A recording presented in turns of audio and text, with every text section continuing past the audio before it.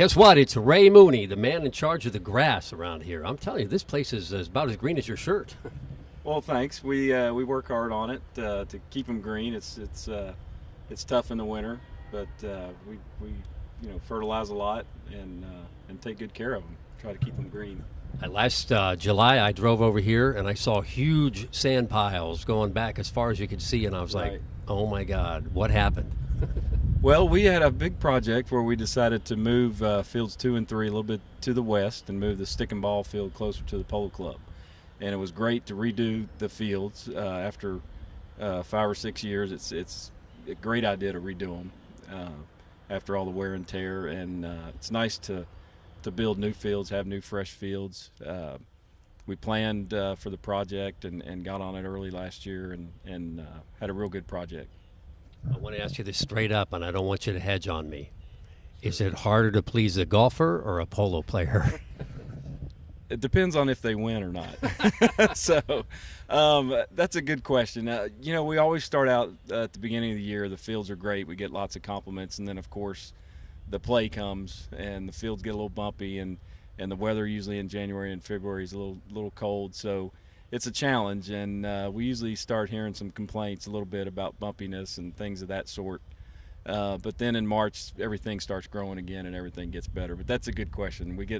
As a golf course superintendent, we get blamed on a lot of missed putts and everything, and here we get blamed on some bad bounces and everything too. So nobody that with a hole-in-one ever called you up afterwards and said, "Hey, good maintenance today on that fourth hole," right? No, I don't think they're gonna give us the credit for their hole-in-one. What's the biggest challenge of this? It obviously has to be the weather. I mean, you're dealing with dropping temperatures, and we're starting to play polo now, and so the grass, does it really grow dormant, or how do you keep ahead of all that?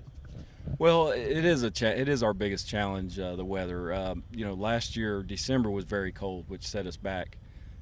This year December's been very warm, which will help. The best thing we can do is just get them in the best shape that we can before season, and that's the important thing. If we can have a good healthy grass with deep root system, good footing heading into season, then we're halfway ahead of the game. We know the cold weather is going to come. There's not much we can do about that. We do fertilize as much as we can and try to keep as much growth as we can.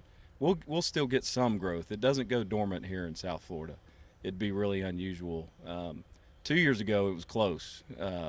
We had a really cold January, and we were lucky that we got out of that one. But it won't go dormant. So we do get a little bit of growth throughout January and February, but it's really March when it starts growing again. And this will be your first season as a married man. What kind of challenge is that?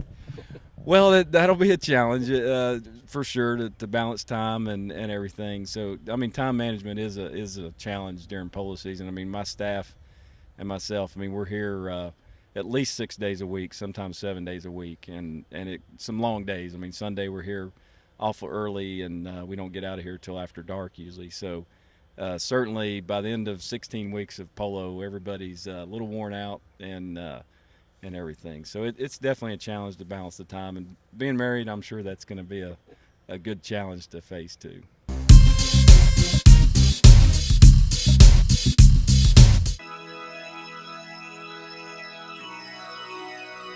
Our player of the week this week is a local favorite. His name is Chris Campson. We'll find out about what Colorado is all about. Colorado, where'd that come from? Well, I was born with red hair, so I started going to Argentina, and it's, I guess, a common term for redheads down there. It's like being a ginger, I guess, in England. You go to Argentina, you are subject to come home with a nickname, no matter what your name is, really, right? Yeah, exactly. I mean, there's been some worse ones, so I'll stick with Colorado. Your 20-goal team looks pretty good on paper. It looks good on paper. We've been practicing pretty well. I'm really excited to get to play with them. I mean, Lucas in 20-goal polo is unbelievable. Facundo Obregon's got more talent than I think anybody around. He's unbelievable. And Steve's been playing really, really well. He's dedicated. He's focused. So I'm excited. Yeah. Let's talk about you from the beginning. I mean, when did you really kind of think, wow, this polo thing is pretty cool. I think I want to do this for a living. But I got my first foot mallet as a kid. Yeah. And then I guess I was too lazy for real work, so I decided to be a polo player. And the payoff has been great. I mean, you really have had a great career, and you're not even at the pinnacle of that yet. You've got a lot of good chuckers left ahead of you, right? I hope I've got a lot of good chuckers left ahead of me. There's a lot of things left to win that I haven't done yet. So. What about your horses? My horses, I'm actually quite happy. I mean, I started a training program a few years ago, and I don't know what you guys just witnessed me stick and balling was like my 4 and 5 year olds that are coming up.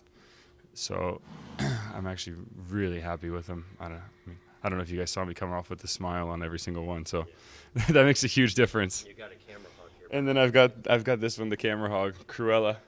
She's one of my from the first crop that I did, and she's playing the 20 goal this year and last year, and she's pretty awesome. Everybody says that the game at this level is more about the horses than anything else, because you've got equal players out there. Somebody on that other team is just as good as you are. So it really gets down to you and what you're riding in that particular chucker. How do you go into a game focusing on that? You know, I mean, you spend all day, I mean, as a polo player in the barn. It's like being at the office. So you know your horses inside out, and then you just have to be comfortable with what you have, I believe, to go into the field. And, you know, I personally choose what I feel is the best 6 horses for me to go in as my first chuckers, and then I want to have as many good spares as I possibly can on the outside, so that I'm constantly on a fresh horse that's rotating in and out. Aside from polo, what else have you done in your life that's this exhilarating? Not counting sex. Good question. I don't think about that. I mean, Jesus. I know. I did skydiving one time, but that just scared the shit out of me. I mean, that was the Melissa Gansey took me skydiving last year, 2 years ago. Was that to get you off the team or what? You know, I was the only one that would do it, that would jump out of the plane with her. So last time. First and last for that, right? Yeah. What's the funniest thing that's ever happened to you on a polo field? Last summer, 2 summers ago, I was playing with Team Valiente in California. 20 goals, you know, start of the, you know, one of the big tournaments out there. First game, I'm going up to hit a penalty 2. You know, I'm taking all the penalty shots. First chucker. All of a sudden, I was on what I thought was a very calm mare. Something scared her in the condos right as I was mid-swing on the 30, and she dropped me right over the ball. I look back as I get up, and like my teammates are just busting up laughing. I'm playing with great guys, and Bob Jornavis and Nacho Novijo and those guys. They thought it was the funniest thing they'd ever seen. What's ahead for you in the game? And what on handicap change, dating around more. You know, obviously, I mean, like every polo player's dream, I want to get up to 8 or 9, 10 goals. I mean, that's ultimately the pinnacle of the game, and to have the respect of your peers to put you there is quite a big deal for me. So I'd like to be there. I'd like to have the horses to be there and compete and win, and just keep improving my handicap. Look at that.